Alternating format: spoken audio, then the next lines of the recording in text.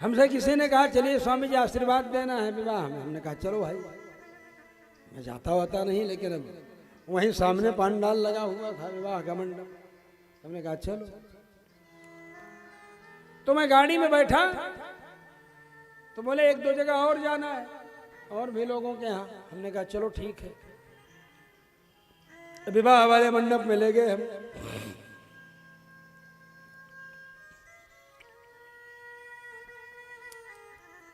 तो हमने देखा कि ये दाढ़ी बनाते बनाते एकदम खोठा हो गया है गाल, मोछा रखा हुआ है। जो दुल्हवा था, दुल्हा की तरह तो लग नहीं रहा था। तो हम समझ ही नहीं पाए कि दुल्हा है। पैंट वैंट शर्ट वर्ट पहने था, पीला उला पहना होता तो भी कुछ अंदाज लग जाता कि यही दुल्हा है। तो हमको भ्रम हुआ। हमने सोचा कि इसका तो ब्याह है नहीं, ये तो छोटे तो है नहीं, ये तो 35-40 साल का है। तो हम समझ नहीं पाए। हमारे सजा हुआ था तो हमारे मन में हुआ शायद हो सकता है एनिवर्सरी हो, इसकी मैरिज एनिवर्सरी हो। यही सोच करके हमने कहा भाई बधाई हो मैरिज एनिवर्सरी की आपको, happy happy happy happy marriage anniversary. तो हमारे बगल वाला सेठ जी हमारा हाथ दबाए लगे, स्वामी जी इन्हीं का ब्याह हो रहा है, ये दुल्हा है दुल्हन है, अभी एनिवर्सरी कहाँ, अभी तो विवाह हो रहा है, अगले साल एनिवर्सरी हो, फिर एनिवर्सरी होती रहेगी, रिन्यूअल होता रहेगा हर साल। तो विवाह की जो अवस्था होती है, उस अवस्था में जब विवाह नहीं करोगे तो क्या लगेगा। पहले 18, 20, 24 के बीच में विवाह कर देते थे, तब मुंडन करने के बाद जो है चकाचक लगता था कि हाँ बरस तो विष्णु रूप में लगता भी था। क्या समझिए।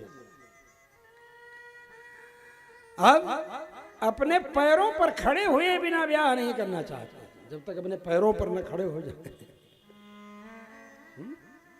लड़कियां भी एम्प्लॉय ढूंढती हैं कि एम्प्लॉय रहेगा तो किसी के दबाव में नहीं रहना पड़ेगा, जहां भी ट्रांसफर हो जाएगा हस्बैंड वाइफ रहेंगे अपना स्वतंत्र रूप में।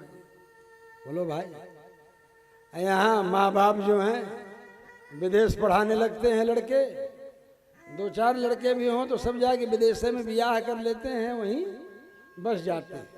भले यहीं की लड़की हो, वो भी पढ़ रही है, अब वहीं रह गए, वहीं सेटल कर लिए। यहाँ माँ बाप जो है अकेले क्या करें। इतने बच्चे पैदा किए लेकिन विदेशी पढ़ाए तो विदेशी हो गए, तबीयत खराब हो गई, मर भी जाए तो 24 घंटा लग जाता है बच्चों को आने की, दाह संस्कार करने की। ये दशा हमारी परंपराएं नष्ट होने के परिणाम स्वरूप ये तो दशा हो रही है ना। संस्कार ही हम नहीं डाल रहे हैं अपनी परंपराओं का, और जब संस्कार डालने के लिए मौका नहीं मिलेगा तो आप क्या डालें। लड़का आजकल जाता है सवेरे 6 बजे ही पढ़ने के, आता है 2 बजे तक 3 बजे तक, चूर चूर होके आता है। अब खेलने के लिए भी जाता है, दिमाग में रहता है होमवर्क करना। आकर के होमवर्क करते करते थक के चूर चूर रहता है, माँ जबरदस्ती खिलाती है, उसको नींद आने लगती, खा के सो जाता है। दादा दादी के पास जब बच्चे को बैठने का मौका मिले तब न दादा दादी उसके अंदर संस्कार डालें। ऐसा रूटीन बना दिया है बच्चों के ऊपर कि संस्कार परिवार वाले डाल ही न पाए, ये पूरे के पूरे विदेशी बन जाए, विदेशी मानसिकता इनकी हो जाए, भारतीयता का कोई लक्षण नहीं, चिन्ह नहीं रहे।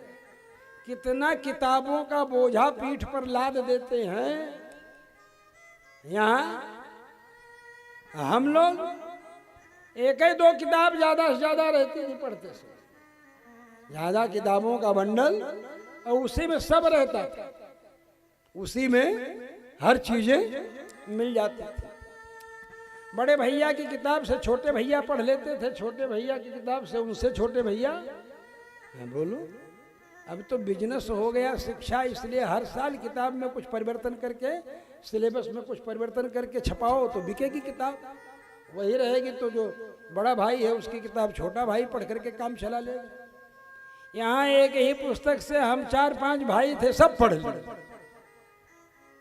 यहाँ हर साल थोड़ा थोड़ा बदल देंगे, खरीदो, आमदनी, बिजनेस, यूनिफॉर्म भी उन्हीं के यहाँ से खरीदो, स्कूल का यूनिफॉर्म भी उन्हीं के यहाँ से खरीदो, कॉपी किताब भी उन्हीं के यहाँ से खरीदो।